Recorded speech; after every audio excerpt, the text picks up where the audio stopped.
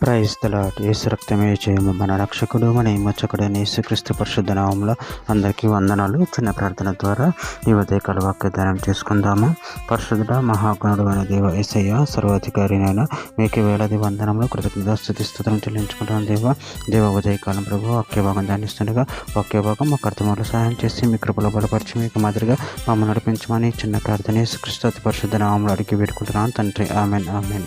మత్తయి సువార్త 4:23 వచనము. యేసు వారి సమాజ మందిరములలో బోధించుచు దేవుని రాజ్యమును గూర్చిన సువార్తను ప్రకటించుచు ప్రజలలోని ప్రతి వ్యాధిని రోగమును స్వస్థపరచుచు గలిలయంతటా సంచరించెను. ఆమె దేవుడి వాక్య భాగం దీవించును గాక. ప్రభునందు ప్రియులారా, ఇక్కడ వాక్య భాగంలో గమనించినట్లయితే యేసు వారి సమాజ మందిరంలో బోధించుతూ రాజ్యమును గూర్చిన సువార్తను ప్రకటించుచు ప్రజల్లోని ప్రతి వ్యాధిని రోగమును స్వస్థపరచుచు గలిలయంతా సంచరించెను. అదేవిధంగా వాక్య భాగంలో గమనించినట్లయితే అపొస్తలుల కార్యముల గ్రంథము 10వ అధ్యాయం 38వ వచనం. అదే దానికి దేవుడు నజరేయుడైన యేసును పరిశుద్ధాత్మతోను శక్తితోను అభిషేకించినది దేవుడు ఆయనకు తోడై ఉండెను కనుక ఆయన మేలు చేర్చు అపవాది చేత పీడింపబడిన వారిని అందరినీ స్వస్థపరచుచు సంచరించుచుండెను. మార్కు సువార్త 6వ అధ్యాయం 2వ వచనం. విశ్రాంతి దినం వచ్చినప్పుడు ఆయన సమాజ మందిరంలో బోధింపనారంభించెను. అనేకులు ఆయన బోధ విని ఆశ్చర్యపడి ఈ సంగతులు ఇతనికి ఎక్కడి నుండి వచ్చిన, ఇతనికి ఇయ్యబడిన జ్ఞానం ఎట్టిది, ఇతని చేతుల వలన ఇట్టి అద్భుతములు చేయబడుచున్నవి, ఇది ఏమి?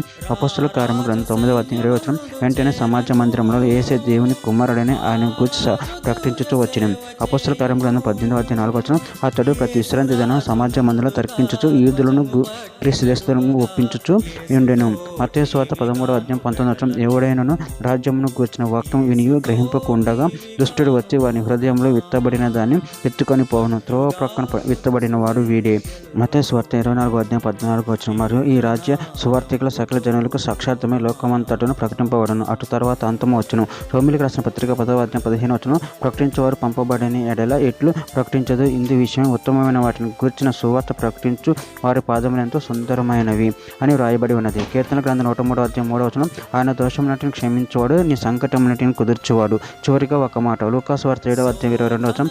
అప్పుడు ఆయన, మీరు వెళ్ళి కన్న వాటిని విన్న వాటిని యోహానుకు తెలుపుడు, గుడ్డివారు చూపు పొందుతున్నారు, కుంటివారు నడుచుతున్నారు, కుష్ఠరోగులు శుద్ధులగుచున్నారు, చెవిటివారు వినుతున్నారు, చనిపోయిన వారు లేపబడుతున్నారు, బీదలకు సువార్త ప్రకటించబడుచున్నది. ఆమె దేవుడి వాక్య భాగం దీవించిన కాక చిన్న ప్రార్థన చేసుకుందాము. పరిశుద్ధుడ మహాగణుడు అని దేవ యేసయ్యను మీరు ఇచ్చిన వాక్యదానం ప్రభు కృతం చెల్లించుకుంటూ మీ స్వార్థ వ్యాప్తులు మమ్మల్ని కూడా పాలు పొందడానికి సహాయం చేయమని మీ కృపలో బలపరిచి స్థిరపరచమని చిన్న ప్రార్థన యేసు నామములో అడిగి పెట్టుకుంటున్నాను తండ్రి. Amen amen.